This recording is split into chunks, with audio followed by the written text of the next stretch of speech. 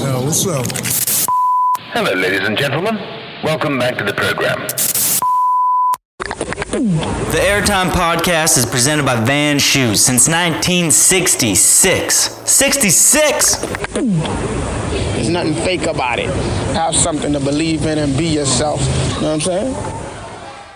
Matt Belzile, our guest today, he's been staying at home. We greatly appreciate it. We also greatly appreciate the countless video parts that Matt has filmed. 20-something years of video parts, maybe 15 plus, I'm not too sure, but a long-ass time. When I first moved to Whistler, Matt was already heavily involved in the snowboard scene here, filming with dudes like Andrew Burns, Brian McClatchy, E-Man, Graydon Kavanaugh. Matt was in the mix. Filming for Alterna and then Sandbox, Standard, VG, now the Man Boys, 686 projects, K2 projects, Transworld projects. The dude's been in this community for a long time, paying his dues year after year. Matt's been at the forefront of progression in backcountry snowboarding. You know, if you talk to the DCPs and the Devin Walshes, the Mark Saulers, they got a lot of respect for this dude. Filming staples like Back 10 on Perfect Jump, Cab 9 on Hollywood, Switch Stalefish on Hollywood, Cab 9 on Hurley Road Gap, going to Super Park, winning contests, pro models, covers, getting dropped, getting in fist fights with team managers. That never happened. But you can imagine what somebody has been through emotionally, physically, when they've had a career as long as Matt. Matt, like all of us, has been dealt some shitty hands. He's also been dealt some good hands. He's folded the bad ones, he went all in on the good ones, and he's made some incredible plays, snowboarding and financially. This Canadian underdog has been spending so much of his time understanding how money works so that when snowboarding's over, he can focus on going snowboarding for nobody but himself. How genius is that? Matt just wants to get out there, ride some POW, do some turns, stretch, eat some lunch, have some candy, no stress in the world, and be completely financially free because he's made a bunch of boss plays when he was younger. I know a lot of people who are listening to the podcast, this isn't a financial podcast, who gives a shit? All I'm saying right now is that if everybody takes a little bit of their time to understand how money works, we won't have to work so hard for it anymore. I mean, I used to make fun of him for this shit. Now that I'm older, I'm like, damn, teach me more. Matt has taught so many people in the snowboard community how to shuffle their money around and do things that will allow them the freedoms to go snowboarding, sledding, splitboarding, whatever, for such a longer time period, which is really all we want to do at the end of the day. I mean, I love filming video parts, but I love snowboarding more than filming video parts, and I realize that you can't film video parts forever, but I can snowboard for another 30 years. And how am I going to do that on a full-time level unless we all understand how to make this thing called passive income? Matt Belzile, the king of understanding passive income and the king of understanding that, yes, his snowboard career may come to an end, but he's going to still be making loot so he can go out there and try back 1440 on Perfect Jump if he feels like it. Anyways, today's show, lots of takeaway. Thank you so much for coming on the show. Matt Belzile, the GOAT, the legend, the underrated Canadian boss. Enjoy. All right, welcome back to the show. We're doing remote podcasting because it's a different time right now. So my guest for today is my close friend, mentor, and guy I've been sledding, filming with, living with, Matt Belzile, on the show. Jody, thanks for having me, man. I'm stoked to be here. Big fan of your podcast. Love listening to it, man. You're killing it. Yeah, man. Thanks for coming on. I knew I could get a hold of you. You're my first remote podcast guest. So, dude, you got to try I'm honored. it. Yeah, man. I think it's gonna be a new time for podcasting. You can't. I mean, unless you could get 6 feet away from each other and then have the person come over, but are they contaminated? Are they not? Dude, sign of the times, man. It's crazy. Sign of the times. Yeah, we're doing it, man. We're doing our part. We're staying a very safe distance right now through our computers. What if you could get it through your computer? You're all into that whole like Tesla, Elon Musk thing. Don't they want to put like computer chips eventually in people's head? So then wouldn't there be an actual chance that could actually happen? There could be a computer virus inside of your head if they eventually want to process chips into your head. Dude, yeah, I didn't even think of that. But yeah, Elon's working on this thing called Neuralink, which is like a chip connected to your brain. So that's a really good question. If that chip gets a computer virus, do you get a virus? That is super sketchy. Super sketchy. But knowing Elon, he probably is thinking of that. I know. Hopefully. The Elon podcast that he did with Joe Rogan, when they like dive into the whole like that daunting topic that they're just like talking about how, you know, technology getting in the wrong hands and how like deadly that can be. And Elon's voice he has is just so terrifying. Have you listened to that episode, obviously? Yeah, I think I've seen things of him talk about AI, and it sounds like he's about to break down and start like crying about it. Like it's like a really emotional, scary thing for him. It seems like anyways. Well, I mean, I guess when you're at the forefront of innovation with the smartest people in the world who are coming up with the most innovative of products, and he's probably seeing that some of those products have a side that could be super bad for humanity. And if it gets in the wrong hands, I mean, it's like opening Pandora's box, as Joe Rogan says, and once it's open, it's open. And obviously people want to use certain technologies for good. But as we all know, that technology gets in the wrong hand, and it could be a terrifying thing. Yeah, well, it's crazy when you're working on something that'll be far superior than humans in every way possible. So, like, yeah, that's scary. It's kind of also the saying, like, with great powers comes great responsibilities. And, like, if like, the wrong person has this ability to have created this thing that's way superior to humans, like, what kind of damage they can do. It's pretty scary to think. It's absolutely terrifying. I mean, we both grew up like early 90s, 80s kind of kids, you know what I mean? That was our vibe. And I mean, like, we both remember. You're watching TV, you're watching the movies. The stuff that we're living right now is literally out of a movie. There's a virus pandemic going around the whole world. We're all shut down inside our house. You know, Elon Musk wants to put out computer chips in your head, and there's self-driving cars. Like, like this is literally like a G.I. Joe movie. I know, man. It's like, it's exciting times, but also kind of scary. The virus thing, like you said it, like straight out of a movie. When I was watching our prime minister basically shutting down our country, I felt like I was in the movie, like Independence Day, like our president speaking to the people and being like, this is a very real situation and like we need to hunker down. And I was like, holy shit, this is real.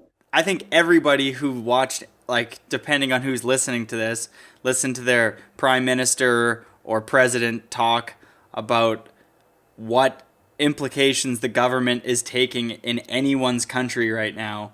You're like listening and you're like, wait, you're doing all of this stuff? Like, this is insane. Like, they're not even recommending you like not going home. They're like, and please stay indoors and don't move until further notice and stock up on food. And you're like, what?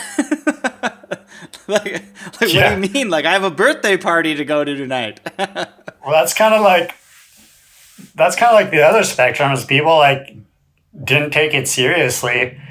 And I kind of get that. Like it was hard to really know the extent of it at first. And so, I don't know, some people were out buying, like stocking up on toilet paper, and other people just kind of like almost ignoring it and living their lives. Yes. I mean, some people even went like on their spring break and went partying like down in Mexico, you know, like it's crazy spectrum, man. I can only imagine how many people were on vacation and how much of a nightmare it was to get back here. And then once you get back, your girlfriend's been cheating on you and you just got back from your vacation. And I mean, who knows what some people are dealing with some insane predicaments right now. And like, oh, for sure. And I'm wondering if they're thinking like, fuck, was that even worth it? Like, I can't even go to the grocery store. my government is forcing me to stay I mean, inside. it seems to me like It's crazy. it's not a big deal until it is. Because, I mean, like 2 weeks ago, New York was chilling.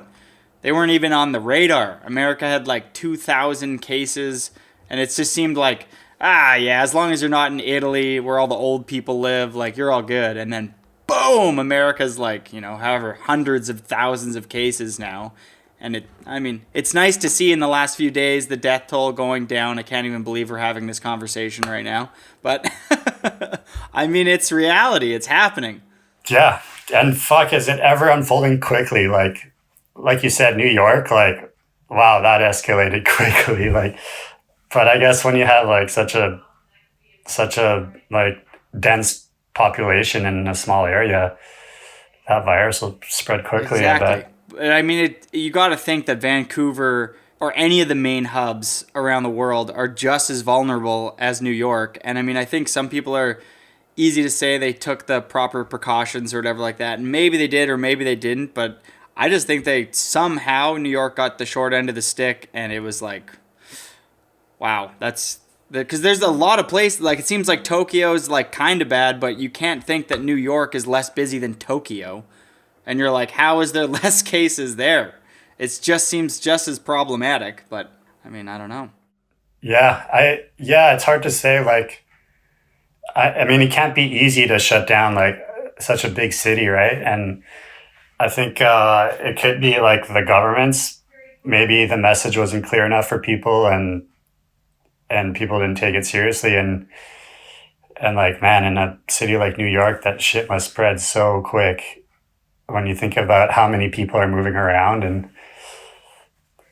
it's funny, like even when I started really paying attention about like what I touch and like where I like what I do with my hands, and like I touch a doorknob, I touch my keys, I touch like the door of my car, and like, dude, there's so many places you're touching, and then you go insane being like, oh my God, I could get this from anywhere. Like, oh, I know. It's fucked. It's so fucked. And then you understand like how quickly this shit spreads. It's like about 2 weeks ago, my girlfriend and I started like being like, do we wash our groceries? And then we're like, okay. And then we were like, well, the eggs come in cardboard, like that'll be fine. And then we did a little bit of homework, and then they actually put out on Health Canada like a guideline of how long it can stay alive on each surface, or so they think. And I was like blown away that it could stay up to like, 5 to 10 days on certain like plastic and like hard metal and stuff like that. And we're like, whoa, like that's when you realize how crazy this could be. If you're ordering things on Amazon and then you open up the box and you think that it's safe because it came in this little box and you threw the box out, it's like the product inside could be just as contaminated. So you have to like rinse that down. Or my girlfriend and I have come up with this quarantine area. Anything that comes into the house gets quarantined outside for like 5 or 6 days, and then we can really? Work with it. Wow, you guys are killing it. Oh, I don't know if we're killing it. I think we're driving ourselves insane, but I mean, we kind of, I mean, someone's listening to this right now who's been going to work every day. Kudos to them, but I think it is important that everyone gets educated enough to like be like, we don't want this to turn into a New York kind of zone. Yeah. Well, my girlfriend's family, a lot of them work in hospitals, so we've been like kind of getting information from them, and that's been kind of a motivator to take this seriously and do our part, because it's crazy like hearing people in the front lines and seeing it firsthand, right? And man, they're stressed and they're putting themselves at risk. I mean, so our team manager, Taylor Ricci, or was our team manager for K2 for a long time. He's still a Canadian team manager for K2 and Ride. His wife is a nurse, and he like hit me up and was like, yo, this shit's like not a joke. It's like they're seeing it happen in hospitals in Toronto right now, and seeing it firsthand on a day-to-day basis, and how terrified his own wife is and stuff like that. And then like somebody that I know so close, like Taylor, tells me this, and I'm like, whoa, that really puts it all into perspective. When you see a lot of people still going out and like doing their day-to-day thing, whether it's sledding or hanging out in groups of people, or like even just commenting on stuff on the internet, making it seem like it's not as serious as what it actually is. Because if you talk to people who are on the front lines of this, they're the ones who are like, no, this is no joke. Like, I've seen hospital patients my whole life, and I've never seen hospital patients, have zero medical history, and then within 48 hours are like hanging on by a thread. Yeah, it's crazy to hear from those people. And Pat McCarthy, his wife works. She's a nurse in Seattle when Seattle got it pretty bad. So I talked to him today actually, and he was telling me how gnarly it is. So yeah, like fuck, big hats off to those frontliners, man. Like, and even like people at grocery stores. Like grocery stores were like a pretty stressful work area for a while there. Like people, kind of ravaging the grocery stores, or like managing lines, managing stressed out people. And yeah, you're just like a young kid that just started a grocery store. It's like your first job, probably, Yeah. And it's like the details of the job are to like restock the potato chip shelves. And Cash, my roommate and your old roommate, she sent me a video. She's from Montreal, and sent me a line of the Costco line up there. And it's like hundreds of people long to get into Costco. And you can just see the tension on people's faces. You're like, whoa, like humans don't interact well in these situations. You know what I mean? Everyone feels like everybody's against you. And like, it's important to still put out a certain amount of energy that like is like positive, so people can still see that people are still being humane to one another.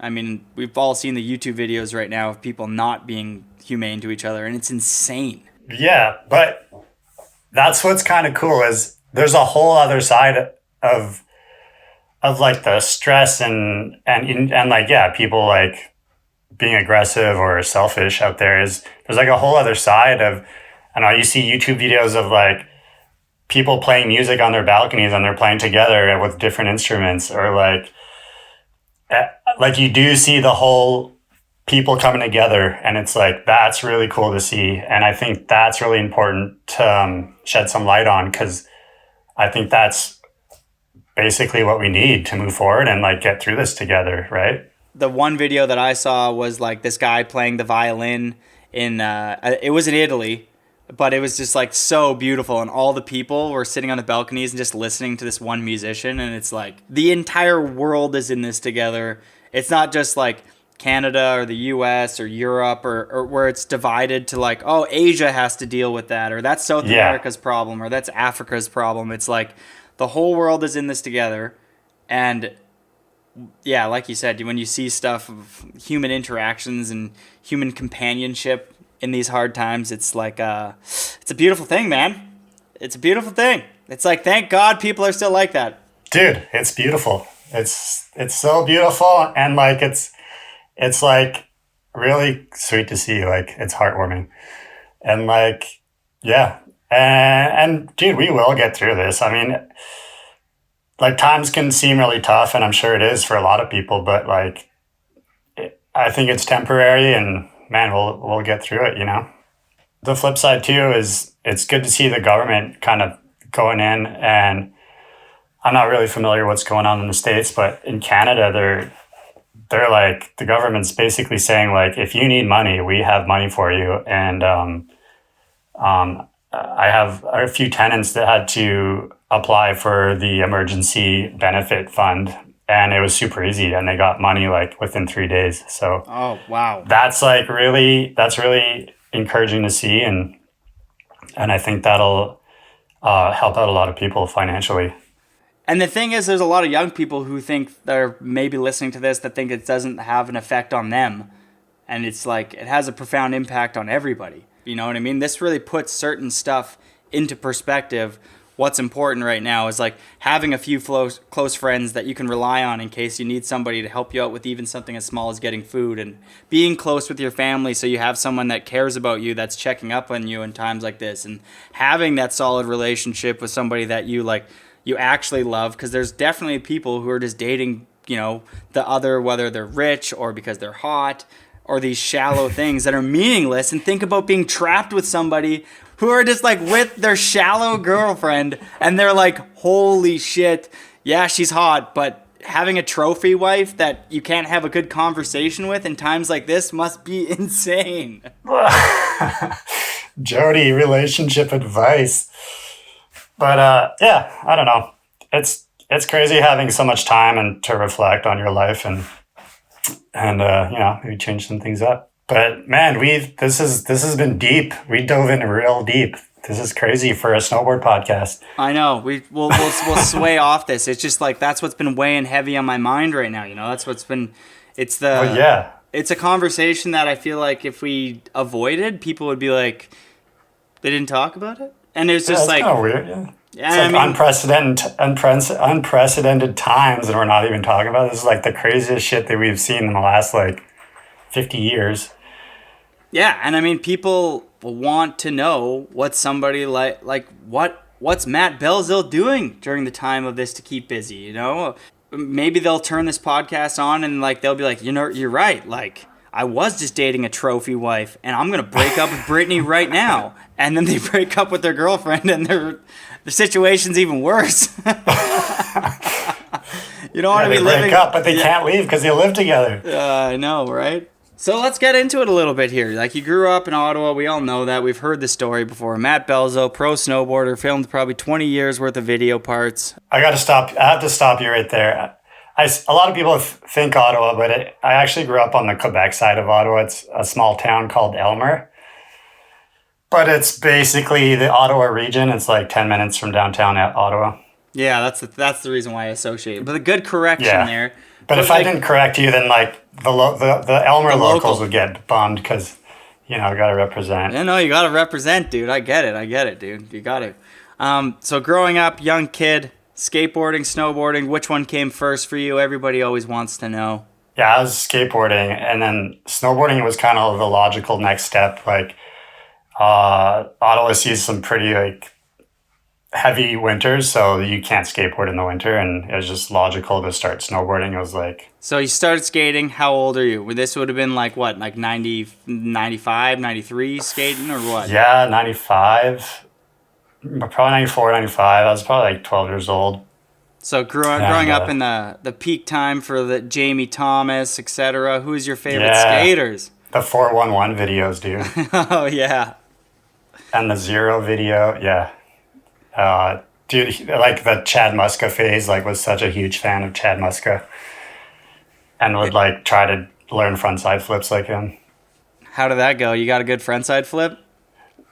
Yeah, I think it's more my own flavor, but the inspiration was definitely Chad Muska. No, it was sick, dude. That's it. You have a good frontside flip. I always forget how good you are at skateboarding. I think a lot of people do, and then you go skate with you, and you don't skate that much. I mean, you skate a little bit, but then when you go, you got the 3 flip, you got the frontside flip. Yeah, I'm okay. I do it in stints, but I like flat ground skating. It's kind of how I grew up skating. We had a skate park pretty close to my house. It was an indoors one, out of a skating rink. So in the summertime, they'd melt all the ice and put some wooden ramps. So it wasn't the sickest park, and so it was a lot of just flat ground. That's the exact same park I grew up with. We had the tennis courts, and then they moved us we got kicked out of the tennis courts, and then we moved to the arena. When the arena would melt, we would go there, have to sweep the whole thing, and then we just had a bunch of shitty flying ramps, and everything would get waterlogged because it would start raining and stuff. Totally, yeah. Ours was indoors, was just kind of sick, because when it was raining, it was the obvious spot to go. And then once I was getting a little better, we'd start going to downtown Ottawa or Hull. Hull is kind of a city hub, and we'd skate street spots and kind of connect with some of those kids, and that was pretty sick too. How many sets? What's your biggest set you ever rollied? I don't know, but there was a 7 set that was kind of popular, and we try flip tricks on it. I think I kickflipped it. That's pretty sick. Kickflip the 7. That's dope. That's legit. Yeah, I think so. A seven set. Yeah. That's it's respectable. I mean, I used to skate a few. I don't know if I ever skated. I think a 7 probably would have been near my max out too. And we skated a few 3 sets, but they were really long. You know what I mean? Fast. Yeah. They're just Yeah. Yeah. Just wide steps. Yeah. Kuzik's got some footage of me skating back in the day on some stuff. I'll have to dig that up one day to boost my street cred. Dude, yeah, throw it on the gram. I mean, you always talk about how good you're at skating, and then, I've never been good at skating. At my pinnacle, I had You know, my guy was after your phase, so mine would be like early 2000s. And so Okay. mine would be Mark Appleyard was probably like my favorite skater growing up. Anyone who was like Flip was like the brand. When Flip Sorry came out, the yellow DVD or the yellow VHS, that was like all I was watching. So I just tried to look like Mark Appleyard. And it didn't, so I just picked like his tricks. I would just watch Flip Sorry and then just try to bite his stuff, and then the nollie flip no slide never happened, and then I just kind of like gave up. You know, started drinking, and it was a downward spiral until I moved to Whistler. I know. Hey, when you get that age and you just start like getting into trouble. Yeah, exactly. That's the shitty part is that when you're 12 or 11 and you start skating, all you do is skateboard. Girls are even barely in your head. The only thing, or guys, whatever you're into, is just not on your radar. You're just like, all I do is skateboard, and I watch skateboard movies with my friends, and I play Tony Hawk Underground, and then I go to bed, and then I do it all over again. Like the Chomlack kids, probably. And then you get to 15, 16, and you start liking, you know, somebody, and you start going to parties to meet them, you start getting hungover, and then you hang out, and then you skate less and less. It's tough to just, like, only do that thing. It's just like, if you're 17 and you're listening to this, screw the girls, just skateboard and snowboard. Put them on hold. Well, I mean, you can do that because that's part of socializing. You don't want to, you know, like, you don't want to be the weirdo. But I definitely remember, like, some of the dudes, it seemed like they like were hitting a fork in the road, and they're like, either I'm going to keep skating or I'm going to like go down this other path, which involves like partying, maybe some drugs, Or whatever, school. you know? Yeah. Like, or just school, going to university and just being like, I don't skate anymore. But yeah, like I definitely seen like some dudes that had so much potential on a skateboard, and they just like went down the wrong path, you know, and that really sucks to see. You grew up with like Paul Trepp, didn't you? Yeah, I was like a little older than him, but yeah, I definitely would see him a lot at our skate park, the one in the arena, and he was like the little prodigy kid that was like really good. And then I kind of moved to Whistler, and then I'd hear his name, and I'd be like, "Fuck, I think I know that kid." And then, yeah, sure enough, I was like, "Oh fuck, yeah, I know that kid." Like, holy shit, he's sick now. Like, he's crushing it. Yeah, that was kind of the similar thing for me, but I was always like, I couldn't get all the flip tricks dialed, you know? Everyone started getting like the nollie flips, and then people started doing like, you know, inward heels and hard flips, and I just like struggled so much with like that shit. So I was just like, okay, I got like a half cab flip, I got a half cab heel, and so I'd go to like spots, and I'd go to like the 3 or 4 stair, and I'd be like, oh, I'm gonna do like a fakie pop shove it down the set, because like nobody does those, and everybody else would be like trying 360 flips, and you know, when there's a bunch of 12-year-olds trying to learn 360 flips down a 3 set, people are just flicking the board up. Remember watching your friends try 3 flips down sets? It's like, it's insane. It's like every nose and tail is just getting cracked open 24/7. I know, it's funny how you just like try shit down a set that you just like, the odds of you getting it are so far, but you just feel cool trying it. Oh yeah. What kind of what was your shoe back then? Like what was your setup looking like back then? Oh fuck, good question. I don't know, I had phases. Like I was like into DC shoes for a bit, and then it was like Lakai. I was super into Lakai shoes. Yeah, Lakai when you're a little bit older. DC when like Josh Kalis and Stevie and stuff like that. Yeah. Yeah, and then I think I got into like ES shoes. Ooh, nice. Yeah, like big phase of the ES shoes. But yeah, I remember my parents were bummed, man. I'd go through so many pairs of shoes, and then we'd buy like shoe goo from Canadian Tire, and just like constantly being trying to like make your shoes last. But dude, that's what everybody skateboarding's like, I don't know, shoe companies must love skateboarding. It's just like such a quick turnover for new shoes. Like, yeah. Grip tape. It's like sandpaper and cloth. There's no way it's gonna work out. It's like, yeah, and it's funny too. I think as you get better, you kind of don't ruin your shoes as quick. I think when you're learning a lot, like I don't know, learning kickflips, you're like constantly doing the same, you know. Goes back to the younger kid thing. When you're 11 and you're trying to learn kickflips, you probably try it 300 times a night. So you're going through a lot of pairs of shoes. My whole shoe would just be shoe goo. And Oh, I yeah. thought the kids who had shoe goo on both shoes were the coolest dudes ever. That means they could try it. They were doing switch stuff, and I was like, oh, or nollie, you know what I mean? Whatever. You'd like, if both your shoes were covered in goo, you knew that kid was like a good skater, or at least trying to be a good skater. Or at least trying, yeah. It's crazy too, like, it's crazy how like into skateboarding I was. Like, I would spend like hours in my basement. Like, man, learning a kickflip was like so insanely hard, and I spent like probably like hundreds of hours in my basement stationary trying kickflips by myself. Like, it's insane to think about like the dedication and like how much I must have loved skateboarding to be able to do that, right? Like, You wanted to belong, man. You wanted to be a part of the club.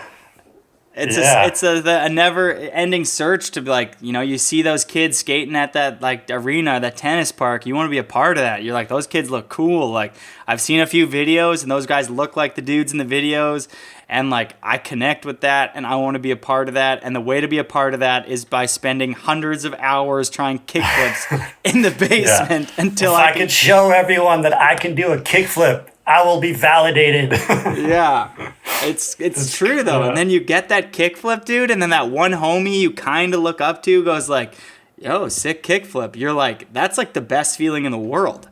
It's like, and it's still like that. We can transfer the conversation into snowboarding here. It's just like, there's nothing better than like looking up to your peer and like someone like you or whoever, doesn't even matter, Devin, whoever it could be, comes up to you and goes like, "Yo, I like that trick that you filmed in your part," and you're like, it means everything. You're like, Oh, dude, yeah.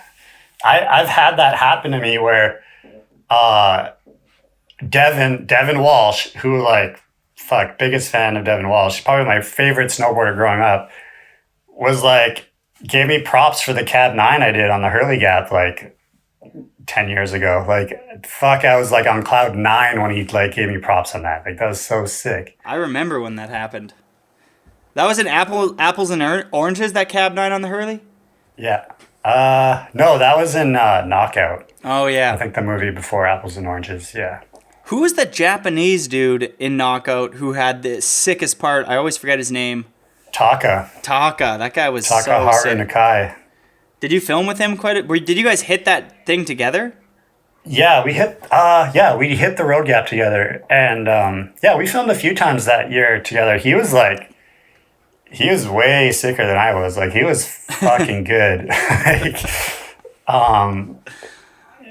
Yeah, it was kind of cool to snowboard with him because he'd kind of like, I'd be like, "Fuck, you're so good." I kind of have to like try to keep up.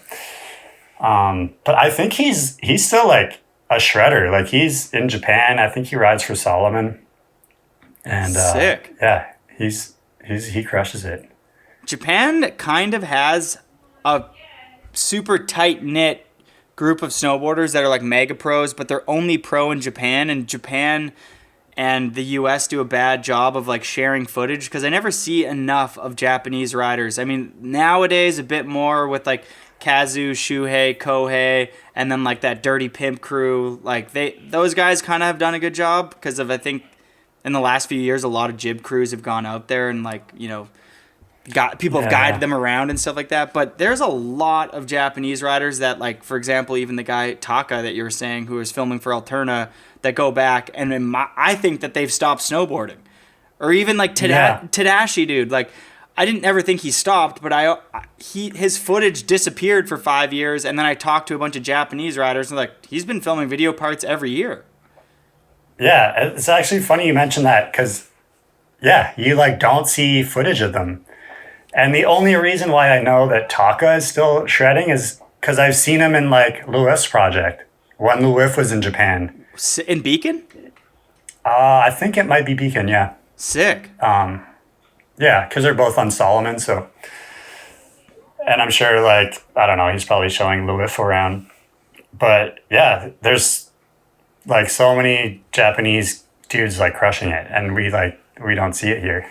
I know, and Japanese people, dude, the good ones, oh wow, they're good.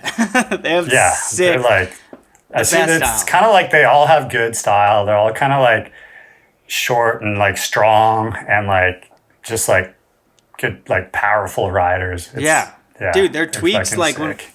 when we had that that hip session up on Whistler Blackcomb, like that Man Boys jump session with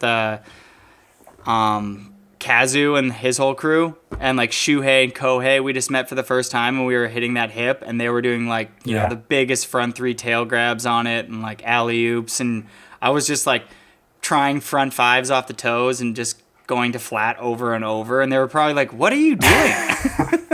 Dude, yeah, I remember that session. That was kind of humbling because we were like, yo, what's up? We're the Man Boys. And they were just like the shittiest crew on the hip. I don't think I like got a shot on that hip. I was so bad at it. Oh, it was pretty yeah. funny. And whenever I see... And then like watching Kazu hit it, you're just like, holy fuck, dude, you're good. Yeah, hit it 3 times and like did the biggest air to fakie, like best Japan grab ever. And did it like 3 times. Oh, and then Arthur Luongo was there too. Dude. Luongo switchback rodeo 7 nose grab on a hip. Like, are you kidding me, dude? Like, fuck. He did it like how many times? He did like 7 of them. And they were all perfect. And then he did 2 airs. They were the biggest airs you could possibly do on that hip. And the how much transition he caught was more transition than I was getting, and I was going a third of the size. I kept going to flat, and then he maxes out the whole thing and catches every inch of transition. I'm like, wow, must be so sniper, fun to dude. be. And then after that, Arthur went into his 3-year phase of just filming the best side hit stuff ever. Yeah, he became the Arthur that we know today. Yeah, truly incredible. So Little Belzile moving to Whistler. You were on Burton for a bit when you were a shop-sponsored Burton kid, or? Yeah, I was sponsored by the Ontario rep and when I was back home before moving to Whistler. And I remember I moved to Whistler and it was supposed to only be for the summer. I was getting into contests before I moved to Whistler, and I was getting some podiums, so I was getting pretty good. And then I heard that you could snowboard in the summer in Whistler, and I was like, whoa, that's so sick. I'm gonna have a leg up on everyone back here when I come back next year, because I'll learn all these tricks. And so I went snowboarding on the glacier, and I was only supposed to stay for 2 months. And I moved out with a girlfriend that went sour within 2 weeks of us being together there, and then I just didn't really have a reason to go back. And I was hanging out with a really sweet group of people in Whistler, and they were telling me I should stay, and dude, you could film for our little video. It was Andrew Burns and Johnny Fats, and then so I decided to stay, and then I remember kind of heading up that rep and being like, yo, can I stay on Burton? Can I still get hooked up? And he was kind of like, you're out of my territory. I can't really do anything for you because how am I giving you boards in BC going to help my Ontario market, right? Yeah, exactly. And so I think I tried to get on Burton, BC, but they were like, nah, dude, you're too old. At that age? Holy shit. I was 20, and I don't know, there was potential there, but I didn't know what I was doing, and I didn't know any of those guys, so I kind of just cruised with the gear that I had, and then I got a job at Mongoli Grill. Andrew Burns got me in there, and that was a sick place to work because it was all night shifts. It was you started at 5 and the restaurant didn't open very late, or it wasn't open late, so you were done by 11. So you could shred all day and then go home, shower, and then go to work. Or just go roll in straight to work with all your gear. But and then through Andrew Burns, I met Tanea, who was the team manager for West Beach. And Burns was kind of talking me up to her, and she got me to go on this trip. It was kind of a trial trip, okay, let's see what this kid can do kind of thing. And I don't know, I think Tanea really liked me and liked my attitude, and because I don't remember killing it on this trip or anything, but we went to like Panorama, it was like a resort, and it was just like a park, and I don't know. And then after that trip, I was kind of like sponsored. Did you move in with Burns? Like, how did you know anybody in Whistler? Or are you the kid who just moves here and has no one to live with and just figured it out? Yeah, I did know. It was like this guy that I kind of knew, Ryan Conway, and dude, I was such like a little rookie. Like I had like no life experience. I had never left home, and I just like got to his place kind of like thinking I could stay there for like 2 months. Like, sweet man, I'll just stay on your couch for 2 months. And after a week, he was like, dude, you gotta kind of like find a place to live. Like you can't just stay here. And I'm like, oh fuck.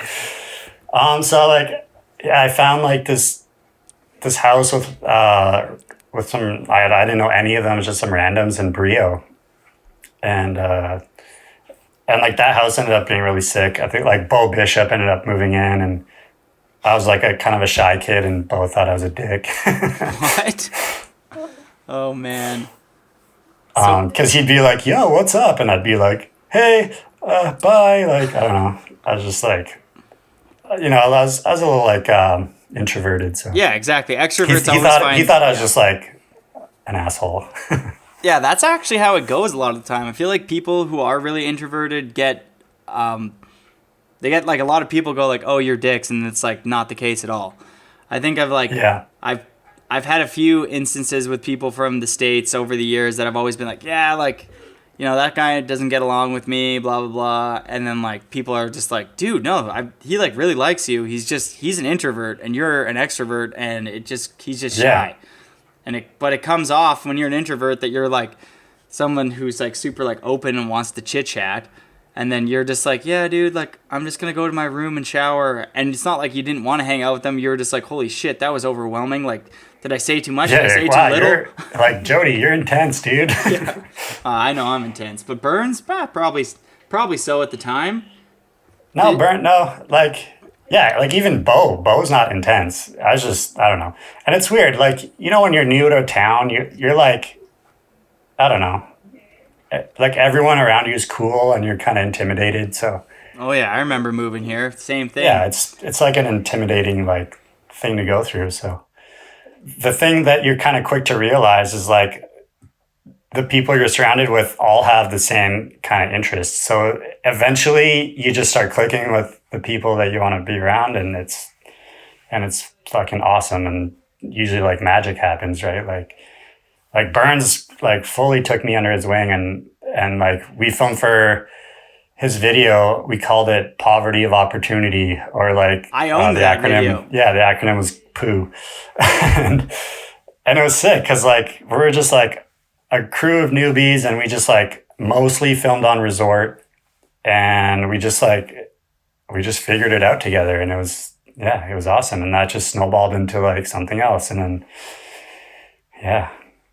Just join in, have a few beers, say a few jokes, go snowboarding. You're like, oh, everybody's the same here. Everybody likes snowboarding. Everybody likes to socialize, have a good time. Everybody here is dope. Especially if you meet Burns. Burns is a great guy, and Bo, you met a solid crew right off the bat. Yeah, I mean, Bo and I weren't that tight until kind of later on, but Burns and Johnny Fats, and then even eventually like Brian McClatchy was kind of part of that crew, and then E-Man came along and he started working at the grill, and it's just kind of organically, like, you just organically start hanging out with the people that, you want to hang out with, or that, I don't know, you're like Burns, I would look at him and be like, fuck, I want to be where you want to be. Like when I moved to Whistler, he had like sponsors, he had things going on, he wanted to make a movie project, and he was like motivated, and like watching him be and like go through all these things, I'm like, dude, like you're where I want to be, and like he was like super down to help me out, right? So there was just like a good friendship kind of sprung from it, and it's a good thing you didn't burn that bridge, because I mean, he gave you a video project. I mean, Poverty Opportunity leaked itself all the way to Winnipeg. I grew up watching that movie. And I thought you guys were so bad. Yeah, with like like Burns edited in like you guys like flashing different colors while you were like gapping to different rails and stuff like that. Like That was actually John Conway edited that, like those like effects in the video. I remember watching that and like, you know, freaking out. And then I came to Whistler years after you guys and then meeting all you guys. And I remember thinking to myself, not that like, because you guys weren't really established as like a crew when I got there. I was like, those are the dudes from Poverty from Opportunity. Sick. And then, so when did you move in with Brian and E-Man, and what was that like? Because, I mean, those dudes are smoking dope all the time. You were clearly never super into the marijuana, and like, was that blend easy? Like, did Burns link you up with those dudes? No, it's funny you think that I lived with them, and it's almost like I feel like I lived with them too, but I didn't actually live with them. No way. But I'd hang out with them a lot, and we ended up working together. Well, we all worked at Mongolia Grill, and then Brian quit the grill and he started painting like exterior in the summertime, and then he got like me and E-Man roped in. And our boss gave us this project in Pemberton, and I think I was the only one with the vehicle because I would like pick up Brian and E-Man every morning, and then we'd drive to Pemby and work on these condos, and we just painted the exterior, and it took all summer. And like, yeah, we were homies. Like on the weekends, we'd like fucking take my truck and go up logging roads and beat the shit out of it, and we'd like skate. We would like, dude, watch all the videos, and we were like, yeah, we talk about snowboarding a lot, and it was kind of funny because I think they'd give me a hard time because I was like talking about sponsors, and they were kind of like give me a hard time, like, doesn't matter, man, just be a good snowboarder and it'll happen, you know? And I was like, I was told that I gotta like network and talk to the right people and this and that, but I'm like, fuck, I was never good at that. And those guys kind of drilled into my head, like, kind of just let your snowboarding speak for itself and just concentrate on being a good snowboarder. And so it's funny, like I took like kind of bits and pieces of everyone and kind of like made my own philosophy behind it, I guess you can say. No, that's exactly what I would say. When I moved here, that's exactly what you had already developed into. You know, you were already the guy who seemed like he had a lot of aspiration and goals to be a pro snowboarder, but you were, or you still are, you know, you're a shy little bit of an introvert. And you, for years when I was just first living here, would just ride the park, and you were just letting your video parts and your riding speak for itself. And I mean, like, I remember before I met you, me and Jeeves and my other buddy Chris all lived together, and we all had a crush on your ex-girlfriend. And we all like wanted to like, we all had this thing like, oh, we're going to try and hang out with this girl. And then we found out you were dating her, and we're like, Belzile, like, fuck. And we all like wanted to not like you.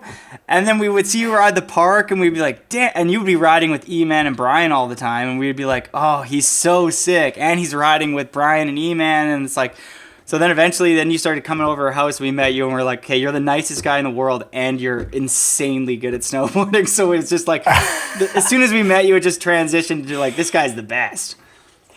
Dude, I think I remember going to like this house party. You guys lived in Tamarisk in this one bedroom. You guys were like 4 dudes. Yeah. Yeah, and I think I remember that. And I went there and I was like, dude, who are these Winnipeggers? These dudes are kind of sick. And they were like, you guys were partying. I remember cool. like not being hyped you were coming. She was like, yeah, like my boyfriend's coming. Because she was like friends with everyone else, Taylor Godberg and everybody. And that whole French crew we were hanging out with. And you came over, and then like that night ended, and in my head I was like, well, that guy's awesome, and he's way better at snowboarding than me. And he has a car, and he has like, I was like, of course she's dating like this guy. I was so jealous of you, like in my own little way. And then that was some funny times. Yeah, it's funny. I remember too, like those first few years in Whistler is like, do you have a truck and a sled? Because if you don't, then you're not that cool. Yeah, you haven't made it yet. To me, if I had somebody had a truck and a sled, I'd be like, that dude's a super pro. Like, that's all that was ingrained in my head was like, you come to Whistler, you get good at jumping. Once you get good at jumping and you have a few like tricks in a video jumping in on like, you know, super park jumps, then you buy a truck and a sled, and then because you're like a pro.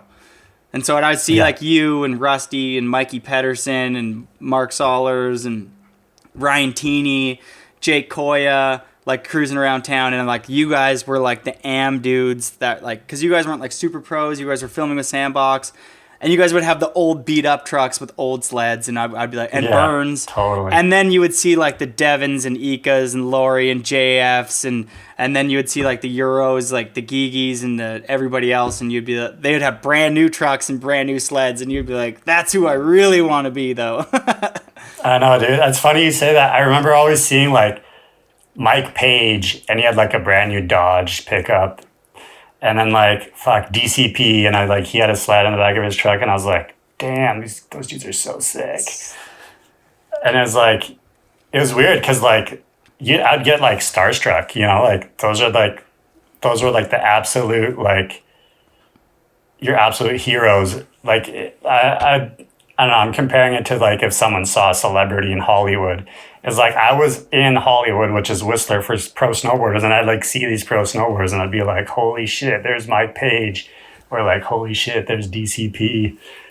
It's crazy, man. It was really cool, like moving into like that whole kind of like environment. Yeah, being fully surrounded by like all of everybody I looked up to. It seemed like 40% of the people I looked up to in the videos lived in Whistler and were there for a large portion of the winter. And I remember it would be a cloudy, overcast day, and I would be like, if I go to Bill's tonight, the entire Wildcats crew will be there. And I would go out, and everybody would have their Wildcats jerseys, and then the Forum crew would be there, and it would be like every crew would be at the bar, because it would be, now that I know it's like the day off because it's cloudy, it's socked in, no one's going sledding the next day. I was just like blown away that there's that many people that were my idols actually confined in this small town of Whistler, and then they would all be out in the same nightclub that I was in, and I was like, I could touch them. I would be like, what, this is insane. And they're all partying just as hard as they are in the movies. Yeah they're like ballers. They were ballers back then, and it's crazy. And it's like, I wonder if it's still like that, like if kids like show up into town and it's just like, I don't know, it just seemed like it was such a mecca when I moved to Whistler. It was like, I don't know, maybe it's because I was like so young and like everything was impressive, but like, fuck, it was a cool feeling to like move into like a town that just had like so many things that I looked up to and inspired me, I guess. Oh yeah, dude, it's crazy. You're like, I mean, some of the nights it's like our crew's there, those contest kids are there, like all the dope kids are there, and then like all the new park kids, all the old like Cody Wilson and stuff like that, and it's like a huge group of us, and I'm like, I hope that has the same effect that it had on me to other kids who just moved here, because that feeling is incredible. Yeah, I feel the same way. Like I hope that there's still like, I'm sure there is, like the excitement goes beyond like just the people around. Like, I mean, that's a huge part of it, but it's like, fuck, the mountain is so sick, and like, dude, like riding like a world-class park in like, dude, where I grew up, it was like always ice until spring sprung. And then like spring was like the fun time of year to ride back home. And then you get to Whistler and it's like a perfect park, and the snow is like always soft. There's barely ever any ice. And like, yeah, I was just like frothing to ride the park every day. Like I'd be like the first guy up, last guy down type of thing. And then like when you're riding that much, it's like, dude, you just get good. Like whether you like it or not, you improve, right? If you're riding every day, like especially in a park like that. And a park with like these dudes that you look up to. I mean, you're cruising the park with Brian, Graydon, E-Man, Burns, like people that are really good at jumping already. And I mean, I was the worst in my group, and I only got good because I wanted to be good so bad. Like you said there, it's like you just, without me wanting to even, you know, it just happens because you're just out there every day and you see that it's like I see you hitting a jump and I'm like, Belzile can back 10, Griff can do cab any trick, and it's like, this is possible. Like this is achievable if I just like if I come snowboarding every day. Yeah, dude. Yeah, that's even like the dudes you don't even know are good. So you like, yeah, you're just getting pushed. You're like, okay, like that's possible. Like I got to step my game up. Like let's go, right? But yeah, man, it's yeah, and I like still love riding that park even to this day. Like it's been like 16 years. I remember going on And that trip with you to Copper Mountain or whatever, Winter Park, with you, me, Priscilla Levesque, Natasha Zurich, and Russell Dalby. And I was yeah, like for you, you're like, yeah, I'm going on another trip and I'm going with this crew. For me, I was like, I'm going with Matt Belzile, who just won, I think you had won just like $20,000 or what, $15,000 at the Big Air contest the year before. I just got on West Beach and you were like the pro on West Beach, and I always loved. I had a West Beach jacket growing up, and I was like, couldn't believe I got invited on a trip with you and Russell Dalby. And Russell Dalby at the time was like a big upcoming photographer who's getting photos in all the mags. And then the two biggest females in snowboarding, Priscilla and Natasha. And going on that trip, I was like, I'm with all these super pros, and watching you guys hit the, like, especially you hit the jumps, I was like, this is game on. Like, I have to show this guy that I can snowboard. I was so intimidated to ride with you. dude, I remember that. And you did a back nine on the fucking big boy jump. That's the last back nine I think I did. One of them anyway. Yeah, Well, I'm glad that I was able to inspire you in some way or another. Remember we were hitting that BMX jump in the woods with the big drop? Yeah, I remember kinda. you, like, we hit like this step down BMX jump that was like pretty big, boy.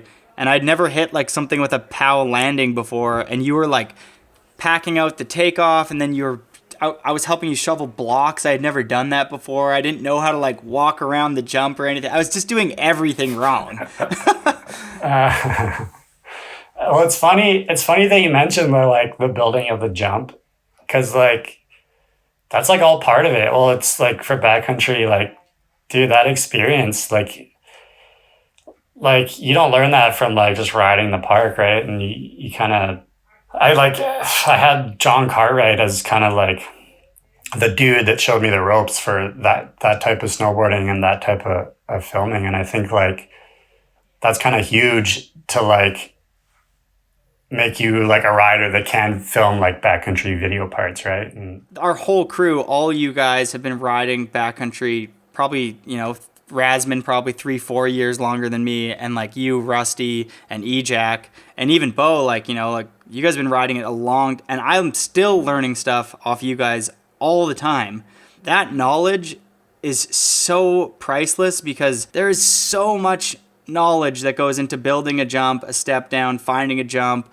Like the gratitude I have for you guys showing me all that stuff, and then I'm sure with you to John Cartwright, you know what I mean? It's like it seems like when they're doing it at the time, they're just like, yeah, you just pat this thing down here and you do this and you build the trough so the snowballs don't ruin the photo for the photographer and like blah blah blah blah blah. But like if 5 kids just left the Black Park to go build a jump in the backcountry, it's gonna be a rough day.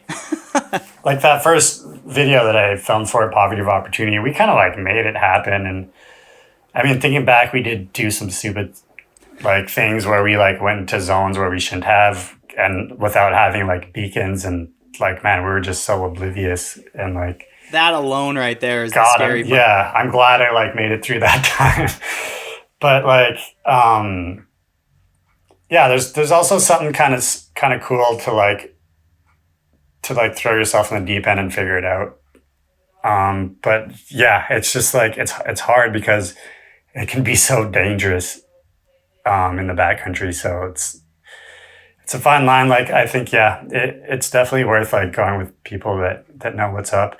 And like you said, like the little things that like you and I probably don't even think about, but we do because they like have become habit. It's like for someone that's new, they'll just be like, oh, what, why are they doing that? Or like, what's that for? Like there's so many little things that yeah, we just do as habit. And No, that's exactly. It's like you don't know until you know. You know what I mean? It's like anything. It's like having sex. You're terrible your first time, but if you do it 1,000 times, you're probably going to get pretty good at it. Or at least, you're going to get decent at it. But if you don't do anything ever, you're not going to get good at it. But the one thing here, the important thing, is that knowing that going into the backcountry, not so much that you're not going to be able to build the jump and etc., but the backcountry awareness. Like, I remember the first jump we ever built was under a giant cornice in the spring. God. It's huge. I remember hiking up all the time and looking at it being like, is this sketchy? Like, and we just didn't know.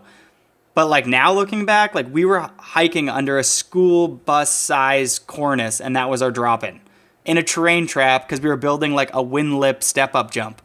It's just like so sketchy. So yeah, and like, dude, an Avi course will teach you like a good part of it where you probably could just go out with a group of other people that know what's up with the Avi course and make it happen, right? exactly. And then moving to the ski town, you always get that one dude who's lived there for a few years. Like he's 19, for example. I was 17. I'm not going to mention any names. He was kind of leading us around the mountain, but he had never seen activity before, slides. And we were just traveling around Whistler Blackcomb, a real mountain with real dangers. And on POW days, none of us had beacons, probes, shovels, and we're hiking around everywhere doing the kookiest of stuff. But you have the one dude who's lived there for a little bit longer than you, so they give you this false sense of security. Like, oh, but this guy knows what he's doing. He's lived here for 2 years. He's never been in an avalanche. So, like, these zones are all safe. I remember hiking around sometimes and being like, and I was wearing, like, a hoodie, you know what I mean? A Tech 9 hoodie, you know what I mean? I was just, like, such an idiot. But we made it, dude. We're still here. Yeah, dude, we're dodging bullets. One thing I wanted to touch base on here, which I don't think gets enough light shed on, which I think was a really big part of your, sounds lame, but like growth as a snowboarder, was Camp of Champions, dude. Like that place was super special for a lot of us, and same thing with Mount Hood and like Windells and High Cascade. Like people who go to those and then go to them every summer, you like build a family with those people, and it's like you said, it's bulletproof all winter in those East Coast places, and once you have a slushy park to like practice your jumps on, and I mean for you in particular, I remember like summer after summer, like seeing your progression on those jumps, like when like the whole Torstein phase and stuff like that, like you were our Canadian dude keeping up with like all the different like tricks. Like you had more than just like one direction of spinning, and you had the rodeos and stuff like that. Like what was COC for you? Like that place was pretty magical. Yeah, dude, for sure. And it totally was a place where I would like learn new tricks. And like, yeah, I remember for like a few years, I was like, I would like look forward to Camp of Champs to like try some tricks on a slushy jump. Or they'd have like, I remember for a couple of years, they had like a super poppy straight table. So you get like so much airtime and a not very impactful landing, and you could just try any trick. And then, so I was like always looking forward to like trying tricks on there. And then like, dude, the crew, like, just like, yeah, I just have nothing but fond memories of Camp of Champions and like the Eddie Grams days, like when all like the Deja Vu dudes would come up and like they would coach, and like, yeah, kind of like just bringing the like Canadian snowboard community like closer, and we'd all be like so tight by the end of the summer. And it was like, yeah, it was so sick. And like, yeah, like RIP, man, I miss those days. Like it sucks that Camp of Champs isn't going anymore, because that was like, it's just so great for snowboarding. What? So did you ever do a back 14 at Camp of Champions, or you just got the back 12? No, just a back 12. I always thought that you were gonna do a back 14 at camp. Once you did the back 12, I was like, you could do the back 14, easy. Yeah, there was a good phase where like I had a pretty solid back 12, and I think it was like during this transition where I wasn't doing contests as much anymore, or even able to ride the park as much, because I was starting to film more, and yeah, the 14 just, I don't know, I just never really got the opportunity to like try it, and I think I would have to try it and practice it to like actually get it. So I just never kind of gave myself the opportunity to do it. Well, the back 12, you've done quite a few of those before, and the one that you filmed in the Sandbox movie, wow, absolutely perfect. That one must have felt good, and that was a big time, like filming on those heli jumps, and like if you had a big shot on that thing, and like remember Jeeves going up to those, and it wasn't just Jeeves, like John Jay. There's like people who are filming on those spring park jumps with the helicopter. It's like those shots in that like 2005 to 2012 kind of era were like so epic. And like if you had a few of those in your part, like, oh, so sick. Yeah. It was like, yeah, there's just like glory shots. Yeah. And like, you're just like, all right, we're getting a helicopter. And like, it's just like your stress level is like, oh shit, like pressure's on. I only hit one jump or two jumps with a helicopter. And I have to say, when a helicopter is following you into a jump, it's a lot different than a drone. Yeah. And it's funny because like now you can get the same type of shot for like way less money and way less stress, because you're just like, all right, let's just throw the drone up and I'll just follow you. All right, cool. I remember Clayton Larson, the filmer for Sandbox, getting strapped into like a whatever, strapped into a helicopter and hanging out of a helicopter to film. And him and Sansalone having talks of like how risky Clayton should get to get the shots, and how he's like fully hanging out the side of a helicopter to get like these clips of us. And now it's like, now there's people like Gimbal God and drones who can get way closer and do way more epic shots with way less like money and, like you said, like danger and risk. Yeah, and just like it's just like less of an operation. Like, all right, we gotta like fly in the heli, and then we gotta get the filmer in the heli and strap him in, and then like the filmer's gotta get the shot, and like, yeah, and then like the radio is like, are you ready? Okay, like wait till the heli's here, and then you can drop. Or like, yeah, it was crazy, man. It was like such a production. Like I remember there's a few years where like I would get such a crazy like feeling of like, you're not ready, Matt. Like, don't drop just yet, and I'd be like dropping in 10, and it'd take me like 20 seconds up there because I'd have to like really psych myself up. And now it's just kind of trust my instincts to like know that I know what I'm doing when I get to the jump, or like the feeling of dropping into like something big and scary and like, or has a lot of consequence. That's a really crazy feeling that's like hard to describe. So you've been filming in the backcountry for a long time now. How do you stay year after year excited to keep doing what you've been doing? And I mean, you've been at the forefront of not only progression, but pushing yourself. And I mean, clearly you're addicted to this. So some expansion on that would be nice, because how do you do it, Belzile? Well, dude, like, I think I just still love it. Like, I love doing it. I love backcountry snowboarding. And there's kind of like that never ending chase. It sounds cliche, but that chase of like filming like your perfect video part, or kind of filming something to your full potential. And I think that has a lot to do with me like chasing and keep filming and keep snowboarding and kind of keep doing kind of different tricks. And yeah, I don't know, it's crazy. And like,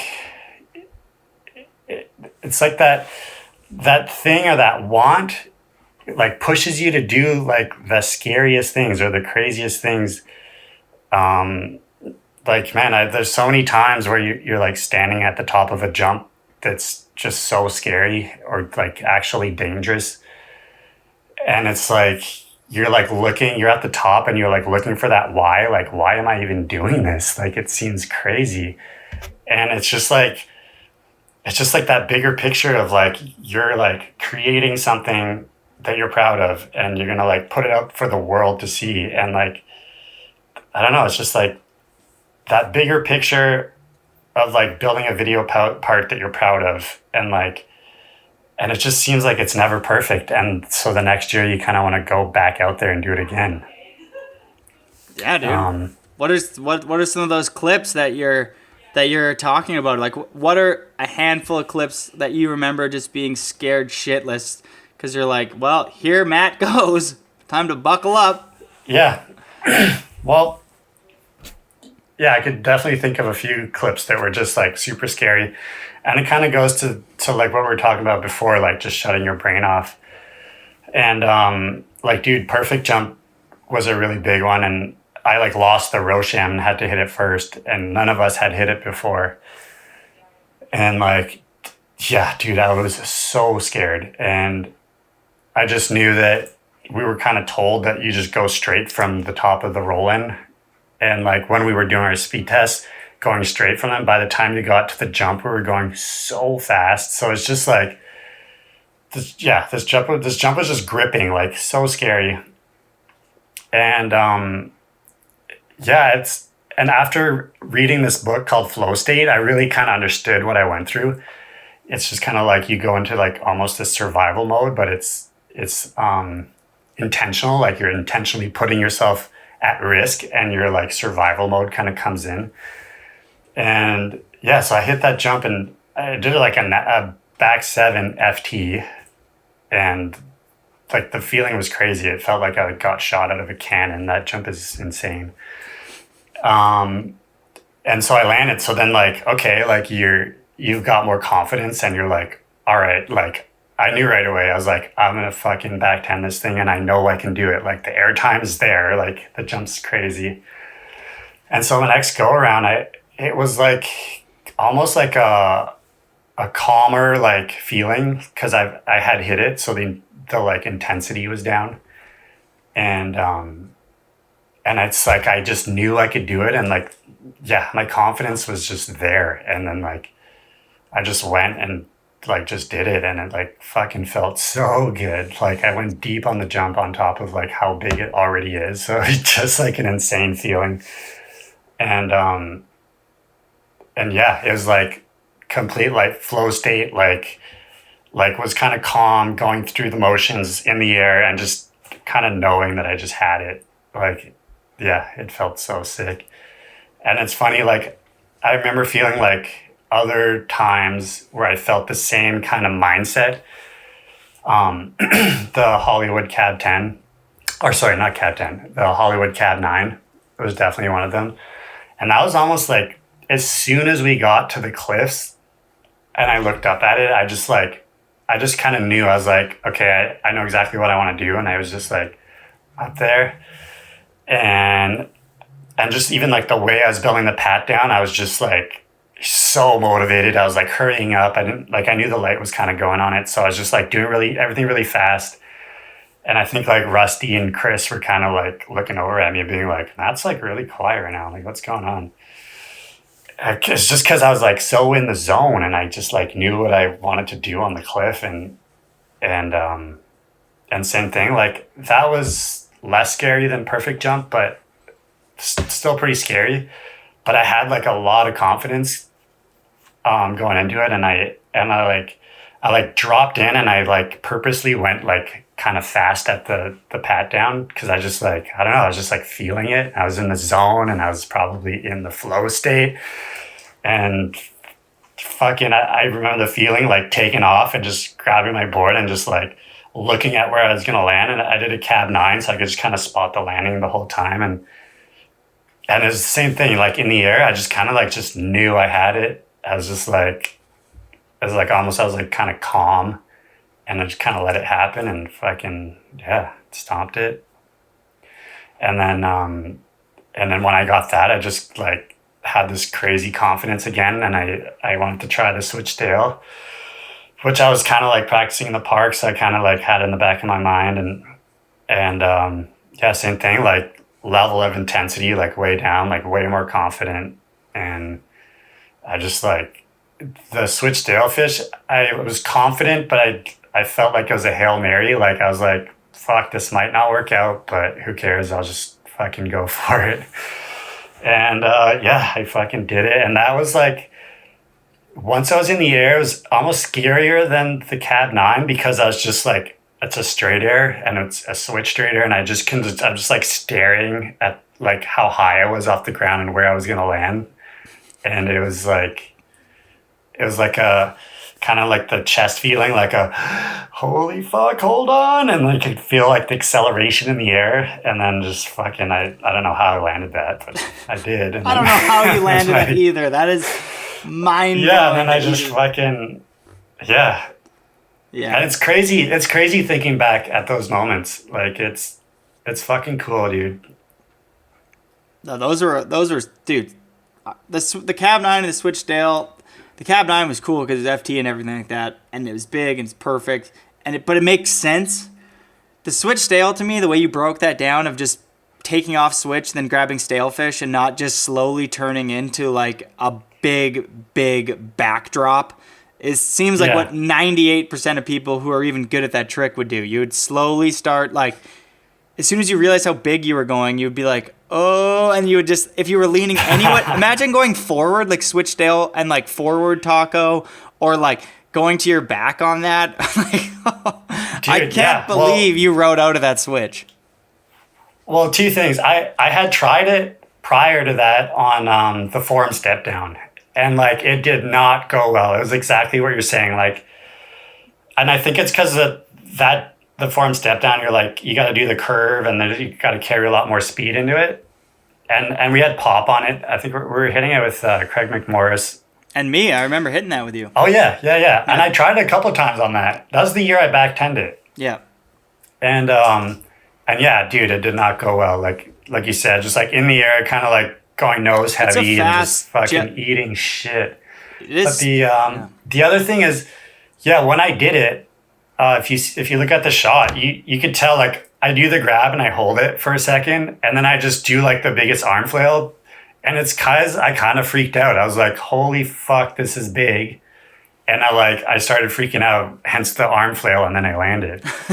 But like, just, I don't know, just to put it in context, that I was just like, I was staring at where I was going to land, and I was just like, holy shit. Like, it's a wild, it's a wild, and now that people see you do that, and they see people like Rasmus and Travis and what DCP or whoever, Gigi, Blake Paul, what people can do, then they go like, oh, if that's doable, and I'm Ben Ferguson, I'm gonna try something like that, and then it just pushes people. Like the switch lip slide you did on that kink in Ottawa long time ago, like when you're hitting a rail with stairs on both sides and it's that big, like you coming to the end of that must have been like, holy, like seeing what your potential is when you try something that's beyond your comfort zone and you landing it, you're like, what's next now? Like, if I, like, what?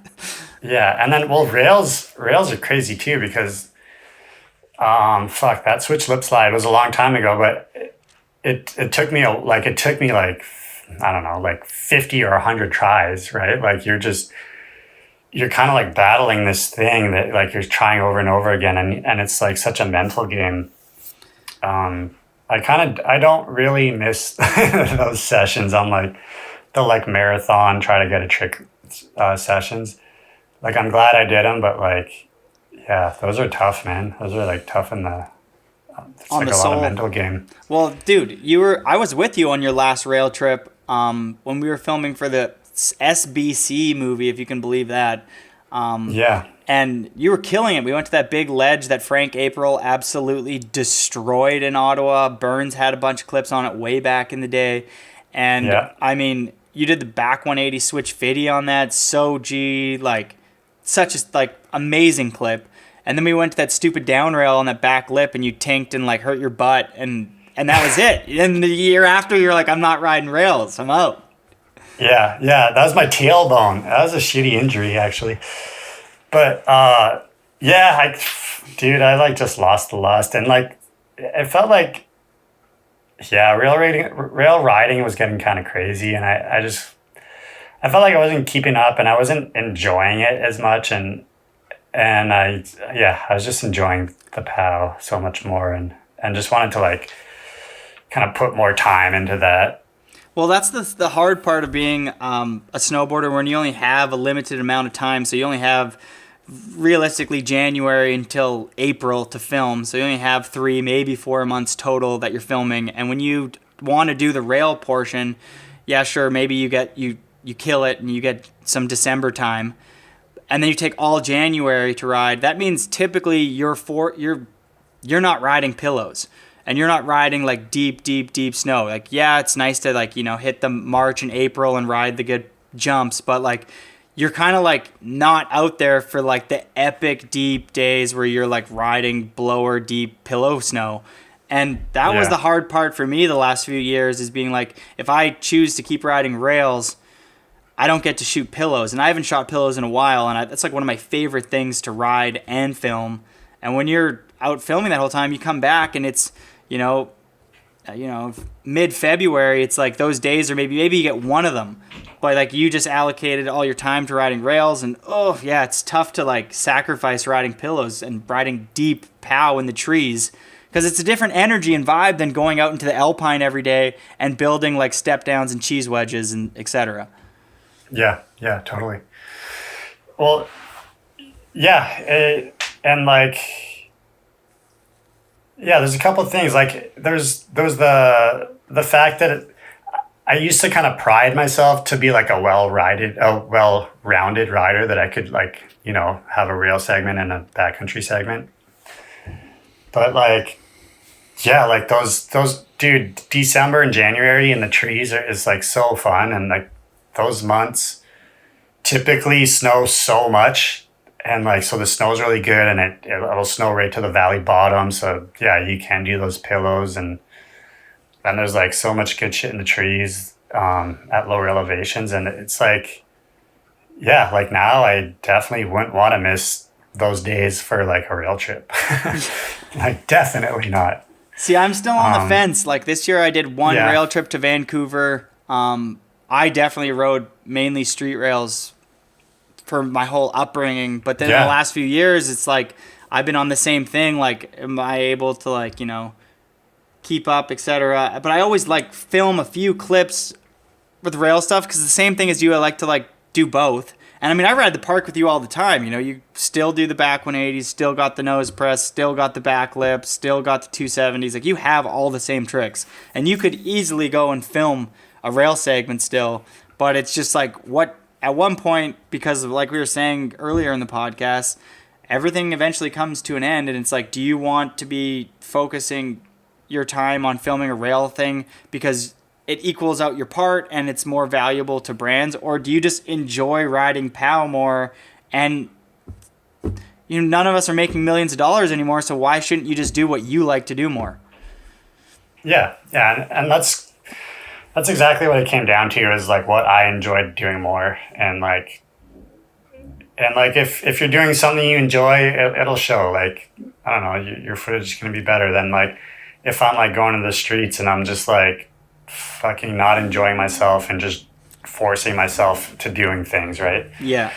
And I still enjoy hitting rails in the park. Like fuck yeah. It's sick. That's sick easy. though. There's no like concrete stairs to like ruin your day. It's dope when you see people still hit the steel. They used to hit the steel and then they don't give it up. Like Matt Heenahan, I think he's probably the same age as me or a little bit older, still hiking rails at Seymour and doing super hard tricks. And like even E-Man this year, E-Man took like a while off riding rails because he had some unfortunate bails.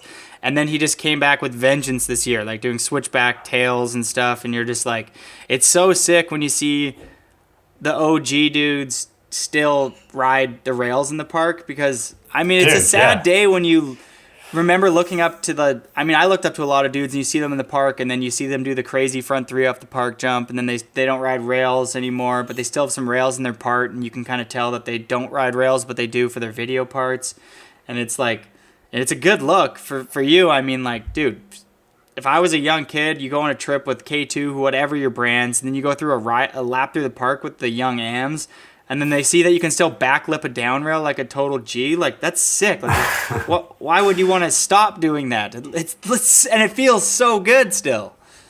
Yeah. Well, like, fuck, if you enjoy it, like, 100%. And like, it's sick. Like, dude, E-Man is still so good on rails. Like, I rode with him a couple of times this winter, and he was doing like on a flat bar, like switch front blunt pretzel. Like, what? Yeah. And like, you said Heenahan. Like, Heenahan's still so sick on rails. Yeah, like, I love seeing that shit. And I still enjoy watching rails. And I really like where like the rail riding is going. Like, I love seeing like kind of the lines, like the follow cam lines. Yeah, I agree. And, like the real snows just came out. Like, fuck, those are all so sick. Yeah. Like Mark Wilson and Sheamus, some of those lines were really sick. I was like really Mark crushed cool. it. Like, yeah, so sick. Zach crushed it.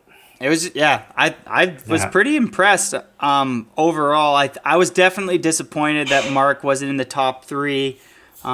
Yeah, dude. I watched them all quite a few times, and I thought like the way Sheamus put Marks together, the filming, like people are still. If there's a double flip, I think it has its place. Dude, like you and I think that Mark's edit was one of the sickest. Like just because it didn't win, like I don't know, like X Games has a different demographic than like guys like us, 100%. right? So it has its place, man. Like Mark fucking crushed it, 100% deserved to be there, and like fuck, he showcased what he can do, and it was sick. Like that's a good way to look at it. Yeah, I like Mark it. should be proud, dude. Like he might not have a medal, but like Mark, dude, we're stoked. You're fucking, that was sick, you know? It's like there's a lot of people who are going, like for example, I'm looking at Kuzik right now. You know, he was 10 years of riding rails. And like Pettit, for example, being like, I don't want to be a skier. I want to go do this. Or like that 2010 era and stuff like that, where a lot of dudes were still trying to ride rails, but you could tell they were just backcountry dudes now. You could tell that they weren't hyped to be riding street rails. They just thought it was important, and it translated in their footage and their spots. And like you're like fuck, and you're not enjoying it, and then like the more you do it, the less you're gonna like be stoked on doing it, and you're not gonna do like things that are sweet to film, right? All right, so moving on here, because I got a quick question. You've been on K2 for how long? Are you happy with the brand's new direction? You've been a part of this for a while. You've seen people come and go. You've been a part of it. New guys are on the team, new team manager. It's kind of got a new look. Yeah, well, K2, fuck, man, they've been by my side for fucking 16 years. Like, yeah, so grateful. And like highs and lows within that, and like times where like K2 invested in me for a movie, Standard, and like Standard ended up cutting my part, and you know, something that could have easily ended my career, and K2 stuck by me, and like we worked through it, and like even when Quicksilver cut a bunch of athletes, I was on Quicksilver and got cut, and K2 like stuck with me for like 3 years when I didn't have an outdoor brand. And like, so yeah, like so grateful for K2, and like, yeah, like what a sick brand. Like they've been around since 87, and like, Tom, the new TM, is so sick, is like bringing such a good direction to the boards and like the brand. I agree. And like, yeah, man, like so psyched to be part of it. And like so psyched to have a team manager call you for feedback, and like, you know, and like making moves, like adding like really dope dudes on the team, like Pat Moore, like, fuck yeah. And like Pat Moore, Sage, Gabe like, Ferguson, Dustbox crew, like just killing it, and just putting together a well-rounded team, but using people that people still respect. Because you can have a well-rounded team, but if you have, I'm not going to say some names, but I have 1,000 on the top of my head that just like, they have big followings, they do stuff, but like nobody cares. Sage to me is like, he's the big name, but lots of people care what he's doing. And when he filmed that part last year with Joy, it just showcased that like, he's got a long, strong career ahead of him. He's clearly not just being like, I won the Olympics and I'm the American with like lots of followers. He's like, I still want to be respected by the entire snowboard community, and I'm going to hit Chad's Gap and do a back 12 on it. What a psycho. Yeah, Sage is crushing it, dude. I'm such a big fan of Sage. And like, yeah, like what a G that he has become, like, especially in the backcountry. Like, what a G, man. He's so sick. And I love that he went in that direction. And like, yeah, the shit that he filmed in Joy was like incredible. Like it was so good. Like, dude, big ups to Sage, man. Yeah, that whole movie was amazing. It was like, those are the dudes that are gonna take our whole place in like the backcountry and it's like, way to go, because you guys look incredible.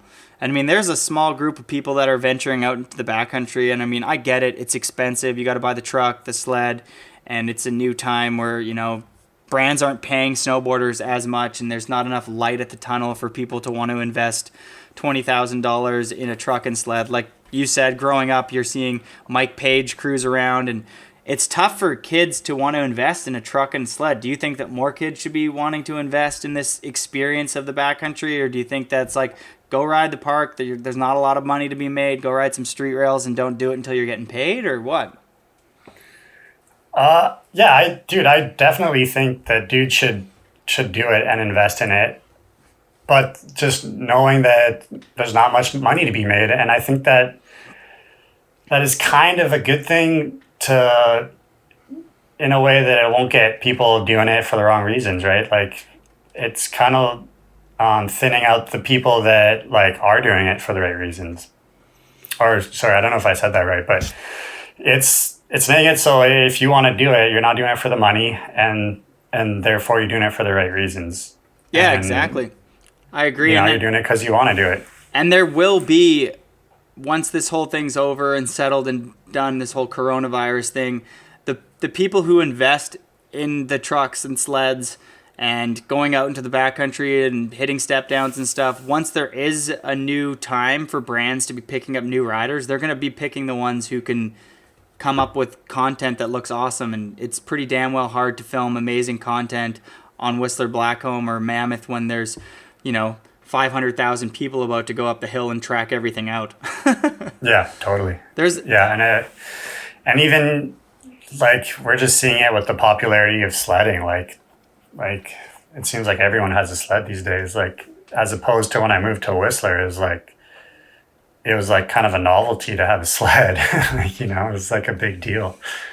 I remember me buying my first truck and sled, painting with Rube and working with Dalby and buying that stuff. And the only reason I bought that stuff is because I just felt like, looking up to you and Mark and Kevin Griffin, etc. It's like, if you want to make it to that next stage or next phase or whatever, that's how you do it. It's like you want to film the well-rounded video part because you ride rails and jumps, and the way to do that now that you don't want to go to Super Park every year is to buy a truck and a sled. And there's not a lot of people who are investing in that, but the ones that are, I think right now they're diversifying themselves. They're like putting themselves on a new like kind of pedestal. When I look at like guys like Bryn Alexander right now and seeing his footage on Instagram coming out, he's not filming for any crazy production company and stuff, but he's showcasing that he can rip in the backcountry. And if I was a brand, people like that would be on my radar, because it's like, he knows, like, there's not a lot of kids that are doing it. How many kids are hiking a down rail right now and using, the new Gucci Mane song? And it's like, we've seen it before, but there's not a lot of kids like Bryn that are young or younger that are hitting legit pillow stuff and then going out there and riding natty stuff. Like, a few of his natty clips he's been posting to me are mind-blowing. I'm super sick. Yeah, no, there's no doubt. And like, yeah, there's no doubt that a sled is like one of the best tools. But part of me also wants to think that, you can go to Europe and ride chairlifts all winter and be able to have the same outcome for arguably cheaper. Like, it'll still be expensive, but you don't necessarily need a sled. Or like, dude, going to Japan, you don't need a sled, and arguably you can just have a split board and get it done. But I mean, it's going to be a lot more effort. But yeah, we sled, like, that's what we're good at. That's what we chose as our primary tool. But I don't know, I like to think that there's other ways to do it, and kind of encourage people to be creative about it. Like, not absolutely everyone needs a sled, No, I totally agree, but it is one hell of a tool to get access to the best terrain. And I mean, now with how good the sleds are, and it's not as hard as sledding in the 90s or early 2000s. I mean, Once you know how to use your tool, your snowmobile, you can get around places, I would say, safer than back then, easier, and it allows you to ride access terrain that you just wouldn't get to if you're hiking around on the mountain, because we know how long it takes to hike around on the mountain. Yeah. I mean, don't get me wrong. I'm like, sleds are actually amazing. And like, the shit, especially around Whistler, the shit you can get to is like, I'm sure would blow a lot of people's minds. But The I don't act know. of snowmobiling is mind-blowing. Like, the enjoyment I get from being a good sledder now and being able to access new terrain with a group of 5 or 6 of your buddies who you trust because they know what they're doing. They're all educated with, and we all look at the AVI reports, and we're a safe group. Once you have a little circle that you can trust with your life, really, it's an amazing feeling to go out there with a group of people that you trust that all love and want to share the same experience and eat a lunch out there and frickin' hang out when it gets cloud. It's just like the funnest thing to do ever. I just love it so 100%. much. It's like, it's incredible. There's like, I don't know, I love it. I love that, like, the places it could take us, like the great times it gives us. I do, like, the last few years especially, I've felt a little guilty about sledding so much because Carbon. like sleds are really, really bad for the environment, like straight up. And I'm just like hope, like there's, I mean, yeah, I don't know. I'm a big fan of the electrification of like transport, and like there's an electric sled coming, and I'm just like hoping so badly that it's just good and that we can just start using those instead of our gas powered ones. And like, yeah, like then I won't feel as bad. I won't feel as bad doing it, and like kind of almost even like promoting like sledding as a tool to film with, right? There is a little bit of guilt. Now that we're having this discussion, I'm human too. I mean, like, I feel like they're so fun, and I love them more than anything. Just going up there and ripping around on my sled is like the best. But yeah, there is a little part of me now that feels a little bit guilty with like knowing the repercussions. Even just buying the sled and the amount of like oil and gas I go through in a year on my snowmobile. Yeah. Like, there is a part of me that goes like, is it just me being really selfish and stuff like that? And you know what? Now that we're having this conversation, I'm going to sell my sled and I'm going to split board next year. We'll see what happens. Yeah, right. It's funny because I even had like this conversation with even sponsors about like maybe trying a season where I don't use my sled and see if I can do my job, see if it's possible. Like, I don't know, like I've been filming for a long time, so it'd be kind of a cool way to switch it up where like try to go a season without sledding, which, dude, it'd be hard because I love sledding and I'm the most efficient at filming with a sled, but yeah, I'd be interested. Like, what if you can do it without a sled? Well, you definitely can. It's just like what you want to. If, for example, a lot of the jumps that we hit are step downs or jumps with long landings, and to go from the top of the jump to the bottom of the jump, to build it, to line it up, because you got to line everything up. So you have to put your sled helmet in the snow, and then to like throw a few snowballs, and then to do that whole check, to do that whole process on a split board. I don't even think you could access or hit the same stuff that we're hitting. So you'd have to simplify a lot of the stuff you're riding. Yeah, for sure. But it would go like Dustin Craven says, like, stay closer, look harder. Like, dude, our mountains are pretty crazy, man. You'll like, if you just slow everything down and take your time and really look at a face, where typically on a sled you'll be like, nah, move on. You might be able to just like really stare at it and make something happen out of it. You know what I mean? I don't know. Maybe I'm optimistic, but I think it'd be kind of sick to do that. Or the fucking electric sleds are awesome, and then we won't even really have to. They're gonna be awesome to compromise, right? Yeah. We can't. I'm really hoping that they are. Yeah, me too. As long as the batteries don't die while we're all the way out there, that would suck. Yeah, no doubt. But maybe you can charge them up with a solar panel. Yeah, it's true. That while you're building your perfect jump. Yeah, I'm done hitting perfect jump. One and done for me. Yeah. I'm stoked. I'm stoked you hit Manboy Gap this year. Yeah. After a little redemption. Yeah, I got a little redemption there, minus the redemption because I didn't land. But you kind of landed. The season got cut short, and it was devastating for both of us and everybody who's listening to this podcast right now. It's a bummer for all of us. The old me is just like, oh, I want a snowmobile, blah, blah. And then the new me that's even after you just kind of spraying your whole like split boarding thing, I'm like, maybe this planet's telling us a few things about slowing down right now. And man, I'm kind of optimistic. I think like we're going in the right direction, and I think it's in the back of a lot of people's minds. And I love seeing like companies like Tesla just like push basically push the whole automotive industry in that direction. And I kind of think that's what needs to happen. And there's like electric sleds coming out, soon. It's just like everyone's going to be on solar panels, and it's going to be a lot better, you know? How long do you think we're going to go through a battery phase until they find a new thing to take over the battery that takes over the battery phase? Or do you think we're going to be in a battery phase for a while? I think we're going to be in the battery phase for a while. I think it'll be like batteries will be the new oil, and like I don't know. I have like my finger on the pulse. I like follow the electrification of things quite closely, and I think that we're going to see like really big strides in battery technology, and they're just going to be able to put like a lot more energy in the same density of battery that we have today. But it'll be like, I don't know, electric car with the same battery capacity today that goes like 300 miles, it'll be able to go like 1,000 miles on a full charge. So yeah, I just think like battery tech's just going to get so good, and that it's just going to like get cheaper as we go along, and it's going to get to a point where like it'll be dumb to buy a gas powered car instead of an electric car, because it'll be way cheaper to operate your electric car. That's true. How many parts are in the Tesla, moving parts? There's like 22 moving parts in an electric car, as opposed to like a combustion engine has like over 2,000.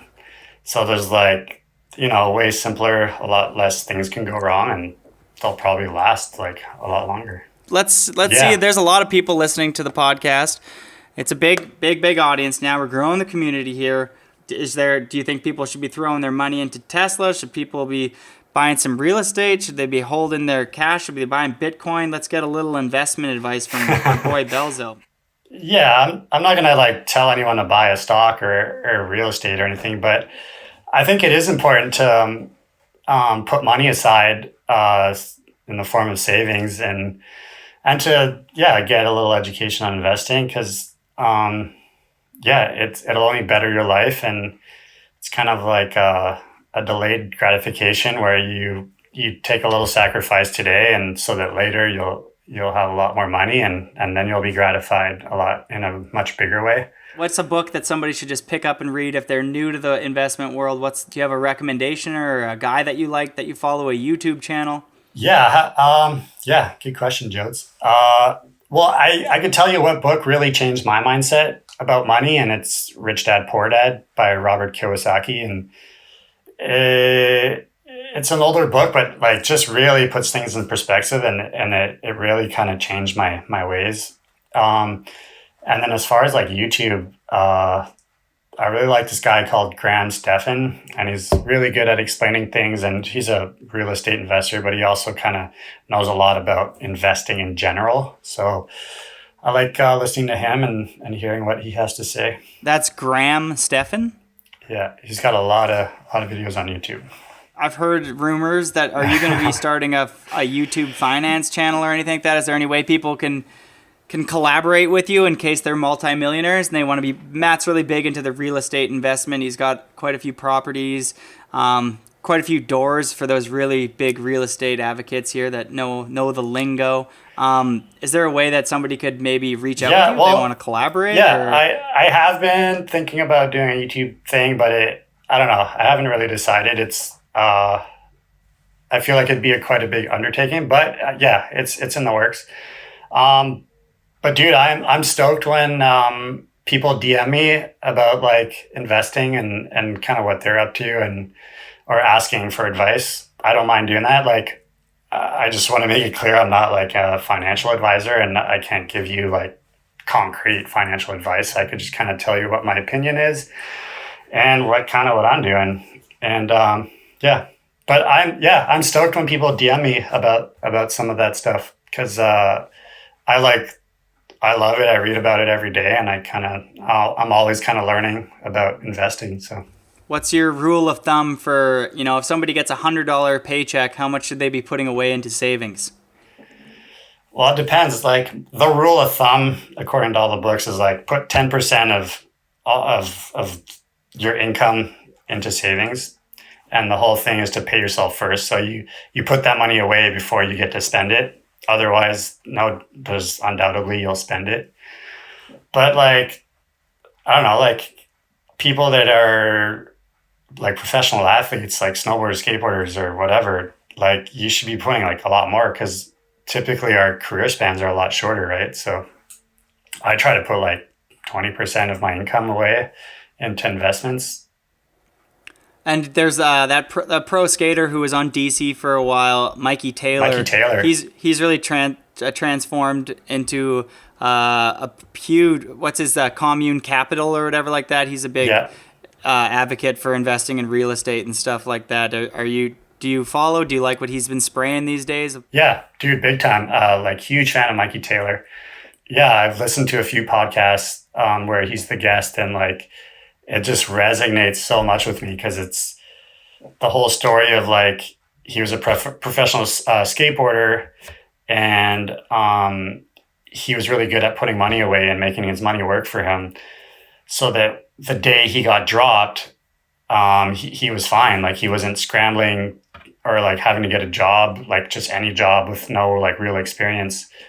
So that just really resonated with me. And like the way he explained it, like snowboarding and skateboarding is really weird in that like he gave an example of like a lawyer going to school for 15 years or going to school and then working. And then after 15 years, you're just told like, you're not allowed being a lawyer anymore. That's it. You're done.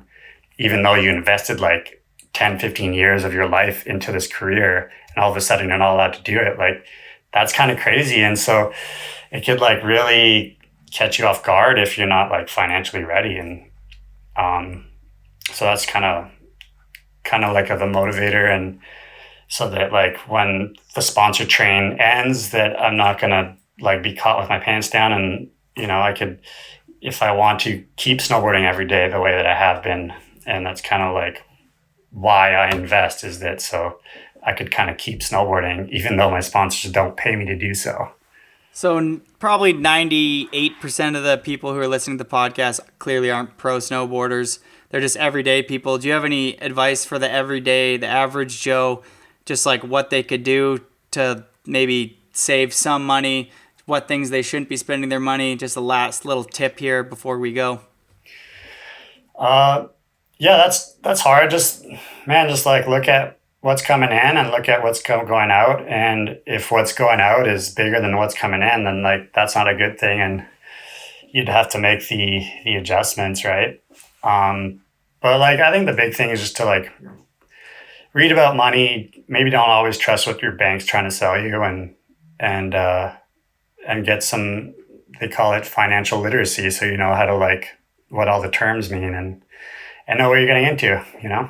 I mean, some people are making crazy money right now, like you're saying, hundreds of thousands of dollars, whether it's snowboarding or maybe they just have a really good job. And if that comes to an end and they didn't really think about that, it's easy. It's hard to make $25 an hour if your trade or your thing is obsolete or they don't need you. And there's a lot of jobs with all this technology coming out. There's gonna be a lot of jobs that are obsolete, and it's important for people to realize that. Sad with AI and everything coming out, there's gonna be a lot of jobs that aren't needed in the future, and people need to realize that, you know, having some money in the bank, not buying the t-shirts and the watches, etc. Dude, yeah, there's one saying that kind of really hit home for me, and it was I'd rather drive a beater to the beach than a nice car to work.